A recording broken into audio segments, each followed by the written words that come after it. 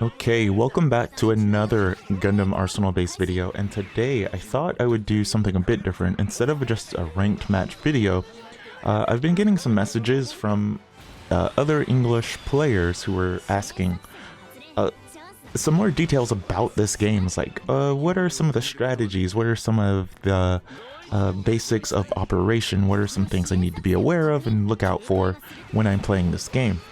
So this started out as a kind of an idea for just highlighting some of the cards, some of the strategies, some of the units and whatnot, and it kind of just for my own organization's sake, I just wrote up a guide. It started out just as the cards and strategies, and then just became a little bit about the game in general, and then I was like, you know what, I'm just going to turn this into a written guide. And if I can figure out how to post Google Docs and not have people just like edit random things, I'll do that. I'll post it and I'll link it. But for now, I just wanted to go over the guide that I made for Gundam Arsenal Base. It touches on basically everything, but it might not be completely comprehensive. So just go in with that and let's jump into the guide. So right at the top, I put the Gundam Arsenal Base field. I just wanted to do a basic graphic of what the field is.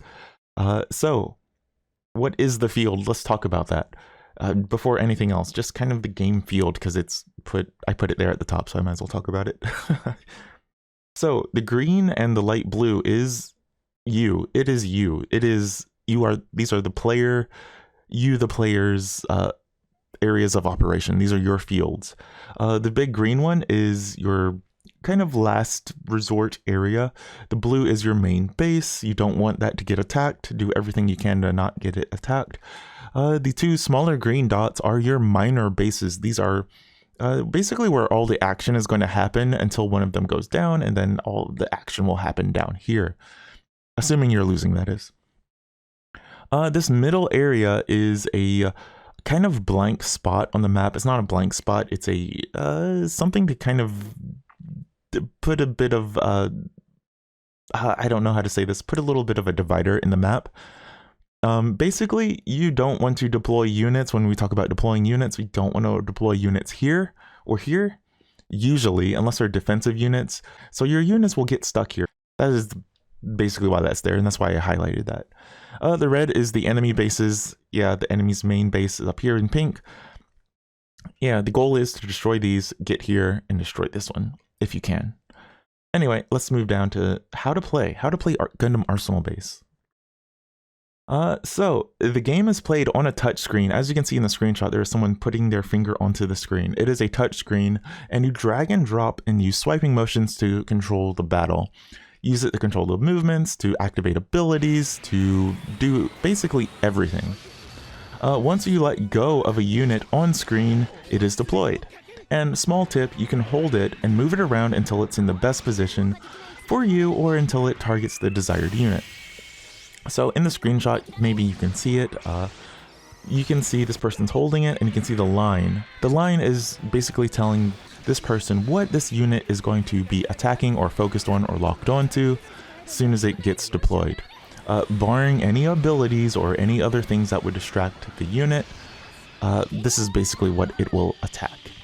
So, like I said, if you just hold the screen and you drag, and you can just move it around, you can keep dragging it back and forth until you're ready. You can move it away from the field if you decide you don't want to deploy the unit. But as the enemies are playing their own units, you can drag and drop, or you can just hold it, and as they get repositioned around, you can like kind of manipulate it, moving it back and forth, and the game will lock on to whatever is closest. So it's a good idea if they have like 2 or 3 units on one side, and say you specifically want to attack a certain unit, you can just kind of maneuver it a bit until it locks onto the thing you want, and then let go. So sometimes you'll see people playing the game and they just kind of hold it there for extended period of time until they get the lock on that they want. Each play is 200 yen, and it gives 1 card along with being able to play a match of ranked, challenge, casual play, and so on. You can also simply draw cards. Yeah, you can simply draw cards and you get an EXP booster if you do this, but you cannot play a match after unless it gives you an EX battle, which can happen. each card is 100 yen after that. So if you choose to draw cards only, or after you play a match, you get the option to draw cards. Each card is 100 yen. The cards are randomized, so unless you sit there from a fresh pack being installed, it's basically impossible to guarantee what's coming. Yeah, I think there's been lots of people trying to figure out what the arrangement of the cards is, and I don't think there is an arrangement really. There does seem, I have seen the inside of the cabinet several times. There seems to be like a big stack, a stack for the Arsenal rares, and then I want to say a stack for like the rare cards. I don't know, maybe. But the game does this randomly. There's a set chance that it'll give them to you. But yeah, we'll get into a little bit more about that a little bit later. So the goal of Arsenal Base is to destroy the enemy's main base on the opposite end of the field. It is, like I said, the red. You want to destroy that area. Damage the enemy bases enough before time is over. That is the minor bases. The minor bases and the main base all accumulate into this health meter called the force gauge. Basically, you want to do as much damage to this gauge as possible, either through the minor bases, which are listed down below, and you can see a little arrow if you look closely pointing left or right, denoting which base that health bar represents, and then you can see the white base at the top. That is the main base. And you can destroy enemy units protecting the bases. It's essentially a MOBA. Destroy enemy bases to win. Proceed along the field, destroy units that are defending bases, then you destroy the bases, and then you get the win that way. There is a timer. The timer is about 180 seconds, I believe, but the timer is a bit finicky, so the matches can be a bit longer than that. So, let's talk about teams. Teams are made up of 5 mobile suits and 5 pilots. Any combination can be made with some restrictions. The same card cannot be used twice. The same pilot cannot be used twice. So, the same mobile suit can be used, but it must be a different card. For example, the U rare Strike Gundam can be used with the M rare, and the R rare, and the C rare, with a promotion Strike Gundam as well, making an entire team of Strike Gundams. This does not apply to pilots. You cannot have Amuro with Amuro with Amuro. It doesn't work. I don't know why. It just doesn't. Sorry. Link bonus is a passive buff for stats in the match. Link requirements are on the back of the cards. Typically, there are 2 kinds. A series bonus and a personal bonus relating to the character or type of personality that they are. These can be used for mobile suits and characters. They all count towards link bonuses if they match up. Link bonuses are denoted here at the top, and you can see where you get bonuses on the stats because the stats will have like a little extra purple bar added to them. Those are your link bonus stats. Next is cost. Cost is very important. Things to remember about the cost gauge. Cost determines what can be deployed. You get 1 cost point for every 2.5 seconds naturally. At the 60-second warning, or when someone's HP, either you or the opponent, hits 50%, the cost count becomes faster. So you get more cost a little bit faster. Cost is used by deploying units, using abilities, and abilities are activated by swiping up on the character icon, changing lanes with defenders. Defenders can change lanes, we'll get into that later. The basic idea is keeping unit costs low to be efficient and to be able to deploy and use abilities when needed without really having to wait in critical situations. 2 cost is given to the player who deploys first. This is kind of important in the meta. Casual players don't really need to worry about it too much. It's just 2 points, but 2 points can make all the difference. So a very common formation is literally a similar formation to what is in the example image, putting your base attacker on the right and then doing like a very, very, very fast flicking motion to get this unit on the field as fast as possible. I see lots of people do it. I don't do it. I don't care. It's fine. That is just a small strategy. SP attacks and the button. SP attacks are your super or special attacks. Each machine has its own required amount of SP bars to do the attack. The average is about 2, but there are some 3 and 4 SP attack level characters or units that exist. So be aware. You can see this on the back of the card, and it'll tell you which is which, or how much you need. When you're in range, like I said, you just swipe down and the character will activate it. Yeah, the character will be highlighted or flashing a little bit whenever the SP attack is ready, or you're able to do it. You won't see it unless it's in range and ready, so you don't really have to worry about it. There is a physical button to press on the cabinet, and you have to press it with the proper timing and hard enough to get it to register. Sometimes the buttons are a little finicky. Sometimes a light tap is all it takes, but you kind of gotta smash it a little bit to get it to activate. Not too hard, but hard enough that it registers. You gain up to 30% damage or defense if you're getting attacked. So the SP button is important, don't forget it. Next, we have strategy cards. These are digital cards that are abilities that can be activated once per match. At the moment, there are 1 and 2 slot taking strategy cards.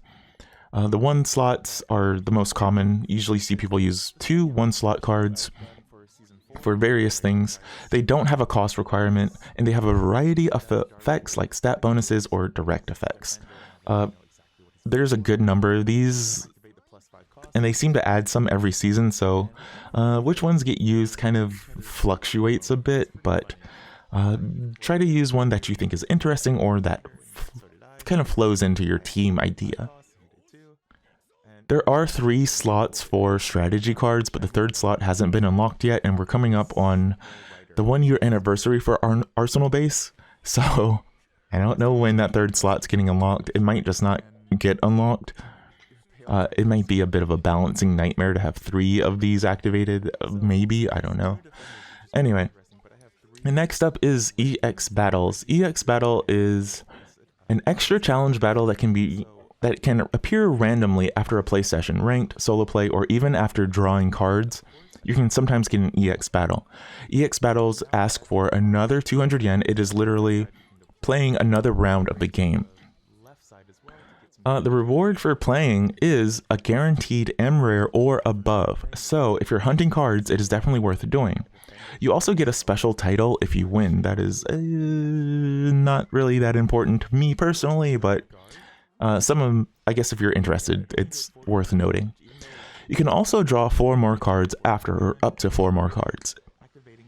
The battles are themed and change every season, or maybe every other season or so. They might need a bit of a strategy, you might need a bit of creativity when you're doing these, because they can be difficult if you just use your standard team, but if you kind of think about the ideas behind some of the formations in the EX battles, you can kind of get an idea of how to beat them. I don't know what the new Link stage battle is going to be in season 1 of Link stage. I keep wanting to say season 5. They're changing it to season 1 again. I assume it's going to change because this is a big title update, so yeah, if I can record the EX battle and I can figure out how to do it, I will let you guys know. So next, I just want to talk about the cards. There are 2 types of cards. There are the mobile suits and the pilots. So let's talk about it. So cards show the names, the stats, and the artwork for the unit or character on the front. The back has a detailed breakdown and description of what the ability details are and the link bonuses that can be obtained with this card. Pilot cards tell the particular role on the left side of the card, and it is color coded. That is this right here, these like left side informations. Mobile suits tell you their type as well, that is this, but it's kind of superficial and you don't really need to worry about it too much. You can tell what type of a mobile suit it is in terms of attacking style by looking at its stats usually. And my big tip is do not trust the mobile suit artwork. Sometimes the artwork is different than the stats. For example, it might be shooting a beam rifle, but it's actually a short-ranged attacker. A lot of people make fun of this because it seems like they just kind of commission artwork or use artwork and then determine the stats separately. So, like, one of the funny things coming up in Link stage that people are pointing out is the dual Gundam Assault Shroud. It's shooting a rifle. It's a melee unit. Everyone's just like, why didn't you just make it a long-range unit if you're going to use that artwork? We don't get it. But it's fine. Then there are the pilot cards. Pilot type determines the role of the unit, not the machine. The pilot determines this.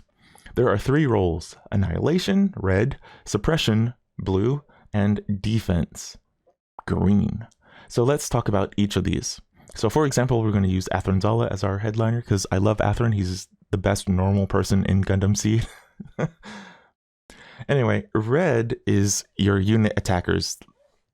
They directly fight units. Whichever is closest to them, that is what they will lock onto. That is what they will fight. That is their main goal, is to fight directly. They do extra damage to green defense units. So keep that in mind. A big reason the red units exist is to get to the other side of the field and attack whatever is defending the base. That is your main goal. They do so much extra damage to green defenders that you want to get your red unit in their face, or in range, I should say, as soon as possible. Stats are basically everything to reds. A high-cost mobile suit is commonly added with a decent or somewhat high pilot to make a super unit. The usual cost range of red units is like 8 to 12-ish. Obviously, there is leeway in cost for units. Play whatever you like, people. That is my piece of advice.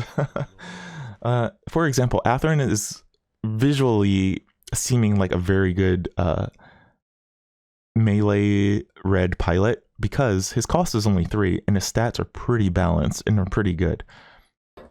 So a lot of people are looking at Athern and it's like, yeah, he might be a really solid melee attacker in the next season. Lower cost yet still effective units are usually a secondary or backup attacker. These usually are like costs of 6 to 8-ish is kind of the idea behind it. Once again, it depends on what team formation you have, because remember, you get 5 unit types. So you get 5 unit types. So you see, I personally use like 3 red attackers, 1 blue and 1 green. I see a lot of people use 1 red attacker and then like 2 greens and 2 blues. You'll see people use 2 blues, 2 reds, and 1 green. It's up to you. There are many formation types. Anyway, let's move on to blue. Blue are base attackers. They only attack enemy bases along their pathing. Once again, they only attack enemy bases. They only attack bases unless manipulated with abilities. Things like induction. Induction makes whatever is surrounding a unit that uses the ability induction, everything around it will start attacking it instead of whatever they were attacking before. So using induction to get base attackers away from bases was a very common strategy early in the game, and it still is a very viable strategy. They do extra damage to undefended bases. If a base doesn't have a green unit in range, blue units will do extra damage, a lot of extra damage. That is the biggest strategy and goal of the blue units, is to attack when a green unit isn't able to attack, or defend, I should say. Cost ideas. Because they don't engage in direct combat unless manipulated, it's recommended to keep blue units as low cost as possible. You usually see this. You see lots of low cost blue units being the most popular and most expensive of all of them. For example, Haman Khan is 5. That's considered high? I guess so, yeah. Haman Khan is considered a high cost blue unit because she's has a cost of 5. Even though she's a P rare, like a very rare card, this card is basically only worth like 300 yen. Sadly. Because her cost is high, people don't use her. That doesn't mean she's not viable. That is something I want to talk about later. In most cases, they will be destroyed by green defenders or red attackers fairly quickly, until said defenders can be destroyed or overwhelmed. Keep that in mind. If there is a green unit here, they will destroy these units very quickly. Reds don't do extra damage, but once again, remember, reds usually have way high stats, so they can kind of just run through them if they're able to. That said, if there's just a red defending or kind of patrolling a base, the extra damage that you're going to get while the red is like trying to destroy a blue it's worth it. It's very much worth it. The extra damage provided by high cost units with high stats is considered not worth it by many, so lower is better generally. Like I said, generally. There's plenty of strategy. Sorry. You can use high cost, high damage ones with base attackers, and they do a lot more damage, or not super much more damage, but they do a lot more efficient damage. But once again, considering the timing of the matches and the other units that you can probably have higher stats for, it's considered to kind of go a bit kind of lowball your blue units a bit. Higher base stat attackers exist, and they have more survivability, like I said, and damage, but you would need to build your team around it. So if I use Haman Khan, which I do, I basically need to kind of balance out the cost somewhere else. That's basically what that is. So next up are our green base defenders. These green base defenders protect the closest base they are deployed to. They provide a massive defense bonus to bases. Please keep this in mind. This is why you want your green defender out on the base, out on the field, protecting a base that has a blue coming in towards it, or maybe, yeah, if they have a blue coming towards your base, you want your green defenders to defend it. They can change lanes for a cost of 3 points by swiping right and accepting the cost when prompted. They do extra damage to blue units. That's why you want your green defenders deployed towards bases so they can get that extra damage in. But please remember, red units do extra damage to greens. So if you see, once you've taken out the blue unit and maybe there's just a red supporting it coming in, the good idea is to change lanes for a cost of 3 with your defender to protect it and keep it alive. So some cost ideas. Because their role is important, most space defenders tend to be in the medium 6 to 9-ish cost range. On teams with 2 defenders, it's usually a lower cost, slower defender is paired with a stronger or maybe faster main defender, usually. Defenders need to have a good balance of HP and attack.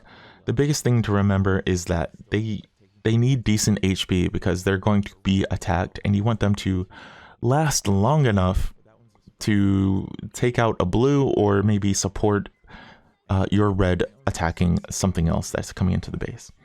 Destroying blues efficiently before red attackers can reach you is important. Being able to escape or switch sides quickly is also desirable. So for example, Fellini has 250 mobility, he has 300 HP, and he has good short range attack of 300. He has very good. But his cost is 5, so he's not perfect. That is considered a bit high. Usually you see defenders about 2 or 3 cost for characters, and then you can pair them with almost any mobile suit after that. Any mobile suit that makes sense, I should say. But of course, with all of the information about the unit types, the balance changes and unit additions make the general ideas about cost subject to change. This is just kind of the current meta-ish type information, but please remember, the biggest advice is use whatever cards and characters mobile suits you want. If you think this mobile suit and unit composition is cool, make it work, go for it, try it.